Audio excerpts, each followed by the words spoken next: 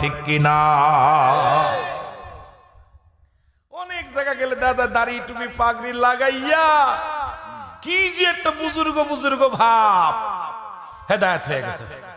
দেখা যায় এখনো চরিত্র পরিবর্তন হয় নাই, মাথায় এত বড় টুকলা ভরে গেছে। কোন পীর সাহেব হেদায়েতের মালিক নয়। হয়তো বলতে হবে হুজুর আপনি আট্টশি হুজুরের মুরিদ, এমন বড় কথা। একমাত্র বাংলাদেশে যদি হক কথা বলি রুহুল আমিন সিদ্দিকী বলে, কারণ আমি কাউকে ছাড় দিয়ে কথা বলা শিখি নাই। কারণ ছোট্টবেলা থেকে আজকে উস্তাদ পাশে বসে রয়েছে, এই কথাটা বলি যে হক কথা সর্বদাই সব মাহফিলে বলতো, বলার কারণে অনেকে বলতো উনি জামাত ইসলাম করে। কথা বোঝেননি? এটা আজকে সরাসরি বলি, অনেকেই আপনাদের এলাকাতে রেফার দিত আরে লোহানী সাহেব মনে হয় জামাত করে, উনি হক কথা বললেই দোষ। কথা বোঝেন নাই?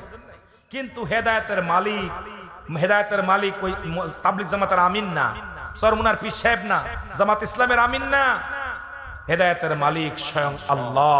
জোরে বলেন ঠিক কিনা? হেদায়েতের মালিক কে? আল্লাহ। আমাদের বিশ্বাস রাখতে হবে।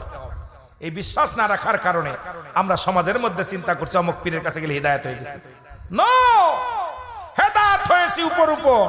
একটা বাংলা একটা প্রবাদ ছোটবেলা শুনতাম যে উপরে সদরঘাট নাকি কি যেন, উপরে ফিটফাট নিচেই সদরঘাট। এটা ছোটবেলা শুনতাম কথাগুলো। তা আসলে আমাদেরকে এই উপরে দেখা যায়, উপরে এমন ফিটফাট দাড়ি টুপি জুব্বা সব ঠিক আছে, কিন্তু এখন আবু লাহাব আবু সুফিয়ানের ওই চরিত্র এখনো মাস্টার ইবলিসের চরিত্র ভিতর থেকে পরিবর্তন হয় নাই। জোরে বলেন ঠিক কিনা?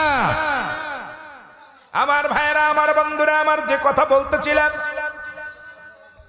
ওমর ফারুক রাদিয়াল্লাহু তাআলা আনহু খোলা তরবারি নিয়ে ছুটলেন রাসূলকে হত্যা করার জন্য। উনি রাগান্বিত হয়ে চললেন। সাহাবীরা বলে ইয়া রাসূলুল্লাহ, ইয়া হাবিবাল্লাহ, হযরত ওমরে ফারুক খাত্তাবের বেটা উমর তখন তোমরে ফারুক হয় নাই, রাদিয়াল্লাহু তাআলা হয় নাই। হযরত ওমরে ফারুক আসতেছে আপনাকে হত্যা করার জন্য আসছেন। নবীজি বললেন তোমরা চুপ করো, আসতে দাও, আগে তাকে বাধা দিও না, আসতে দাও। হযরত মুসলমান রাসূল আকরাম সাল্লাল্লাহু আলাইহি ওয়াসাল্লাম বলেন আসতে দাও। সাহাবীরা যে যার মতো পজিশন নিলেন, কারণ না জানি খাত্তাবের বেটা ওমর এত রাগান্বিত, না জানি কতল করে, রাসূলের সঙ্গে দুর্ব্যবহার করে, আজকে তারে ফিরে যেতে দিব না। সাহাবীরা যার যার মতো পজিশন নিলেন।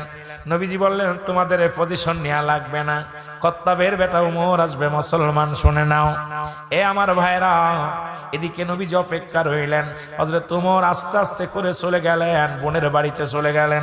যা দেখে ঘরের মধ্যে অমুসলমান শুনে নাও, ঘরের মধ্যে কুরআনুল কারীম তেলাওয়াত করেন। বোন বগ্ন এক না দুজনে মুসলমান, এই দুজন বৈশা বৈশা কুরআনুল কারীম পড়ে জোরে জোরে চিল্লায় বলেন মারহাবা।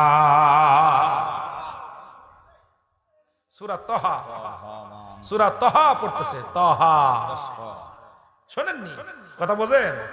এটা সূরার নাম কি? সূরা তাহা। এটা তেলাওয়াত করতেছে সাইদ। হযরতে উমরের ভগ্নিপতির নাম ছিল সাইদ। এই সাইদ এবং তার ভগ্নি ফাতিমা, বোন হলো ফাতিমা আর ভগ্নি হলো সাইদ, দুজন কোরআন পড়তেছে। কোরআনের কি জাদু, কোরআনের মধ্যে কি জাদু আছে! এই জাদু যদি বলা যায় মানুষ পাগল হয়ে যায়, কিন্তু এটাকে বিভ্রান্তি করে সমাজে উচ্ছৃঙ্খল বানাইতেছে। কারণ কি? আমরা নিজের স্বার্থ হাসিলের জন্য রুহুল আমিনের ইজ্জত বানারে বড় বক্তা, আরে এত বড় বক্তা হয়েছে রে, কোরআন ছাড়া কিচ্ছু বোঝে না, কথা বলে না, কিন্তু বলতে যায় কোরআনটাকেও আমরা এমন ভাবে কুফরি করে ফেলতেছি, মানুষকে ধোঁকা দিয়ে মানুষকে ভুল পথে আমরা পরিচালনা করতেছি। আল্লাহর দরবারে কি জবাব দিব? জোরে বলা যাবে না আল্লাহু আকবার। হযরত ওমর ফারুক রাদিয়াল্লাহু তাআলা আনহু কিছুক্ষণ নীরবে কোরআন পড়া শুনলেন।